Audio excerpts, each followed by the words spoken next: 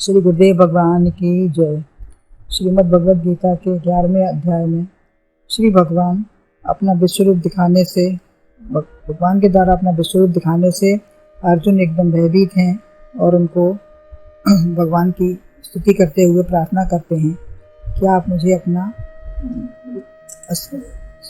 सत्य रूप दिखाइए। लेकिन भगवान अपने को काल रूप बताते हुए 32वें श्लोक भगवान ने अपने को काल रूप बताया और अब 33वां श्लोक बताते हैं।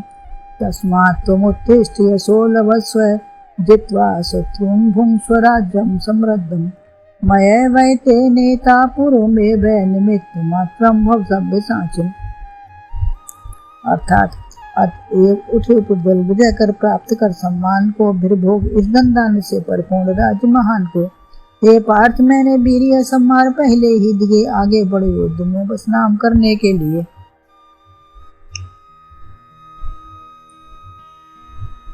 इसका अन्वय है तस्मात् त्वम् उत्तिष्ठ यशः लभस्व शत्रून् जित्वा समृद्धं राज्यं भुङ्क्ष्व एते पूर्वम् एव मया निहतः सभ्यसाचिन् निमित्त मात्रम् एव भव। इससे तू खड़ा हो और यश को प्राप्त कर तथा शत्रुओं को जीतकर वैभवपूर्ण धनधान संपन्न राज्य को भोग। यह सब सूरवीर पहले ही मेरे द्वारा मारे हुए हैं। बाएं हाथ से भी तीर अर्जुन चलाने वाले हैं। सभ्यसाचिन कहा है, माने दोनों हाथ से तीर चला लेते हैं।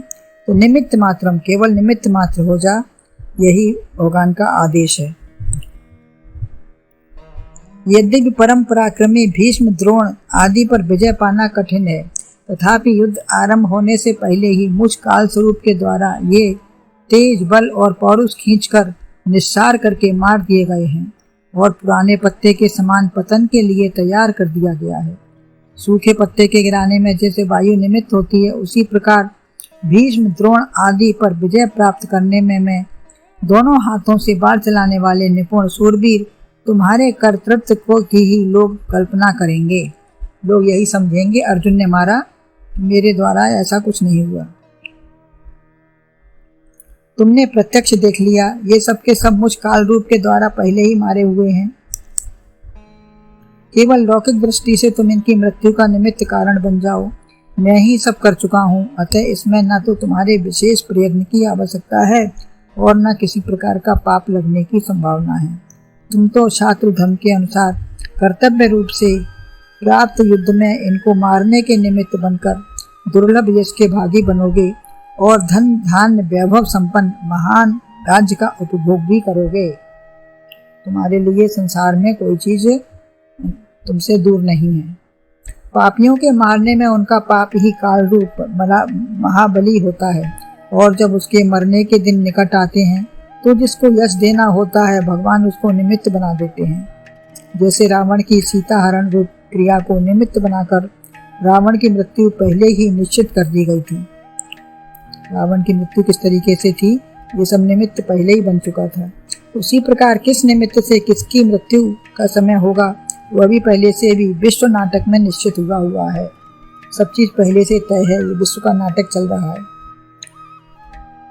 अतः तुम निमित्त मात्र होकर विश्व नाटक में अपना अभिनय संपन्न करके यश तथा राज्य भोग के भागी बनो। भविष्य में होने वाले संपूर्ण दृश्य भगवान में एक साथ ही अव्यक्त रूप उपस्थित रहते हैं। उनमें से कोई भी दृश्य वे जब चाहें बाहर घटित होने के पूर्व भक्तों को अपने में दिखा सकते हैं।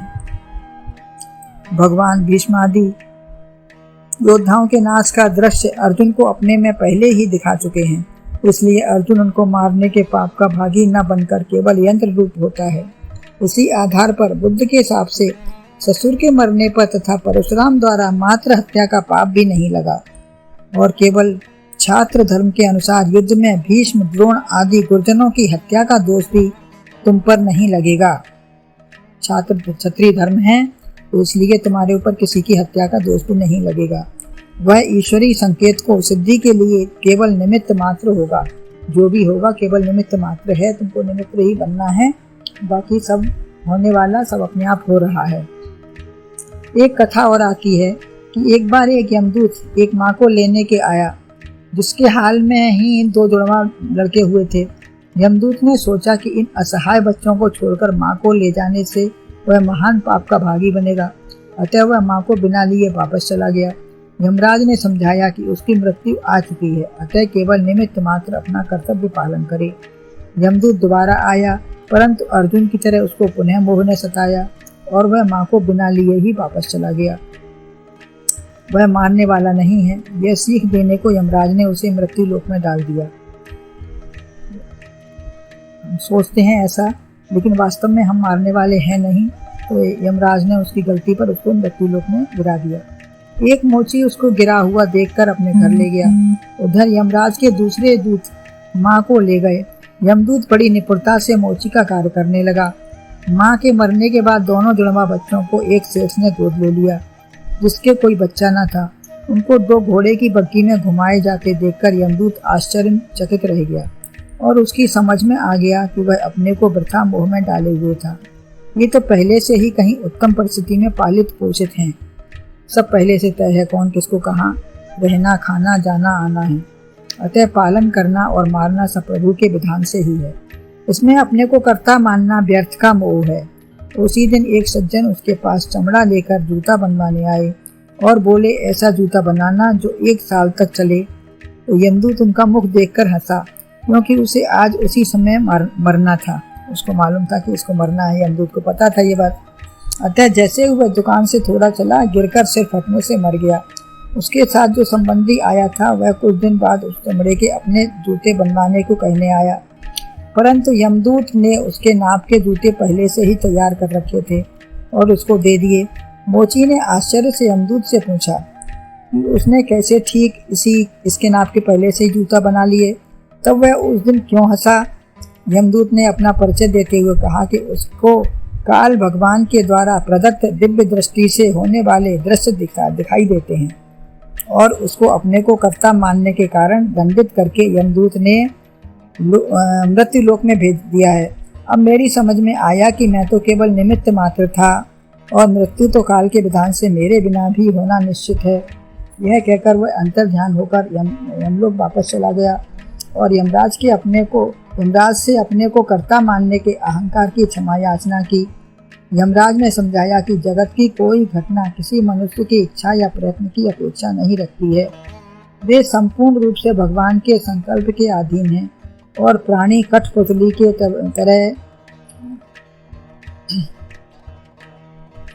भगवान द्वारा निर्धारित उनकी प्रेरणा से निमित्त मात्र होकर विश्व नाटक में अभिनय परवश करता हुआ करता है। परवश बस नाटक करता है सबई निचावत राम गोसाई। तो यही भगवान अर्जुन को समझा रहे हैं कि ये सारे योद्धा काल के विधान से मारे जा चुके हैं, अतः वह निमित्त मात्र बनकर उनके जीने के यश का भागी बनकर संपन्न राज्य का भोक्ता बने, अपने उनके जीतने का यश का भागी बने और अपने को संपन्न राज्य का भोक्ता बनाए, क्योंकि करने कराने वाला एकमात्र ईश्वर ही है जो सब कर रहा है। हम ना कुछ कर सकते हैं, बिना उसकी आज्ञा इच्छा के हम सब बिल्कुल पराधीन हैं। बोलो गुरुदेव भगवान की जय।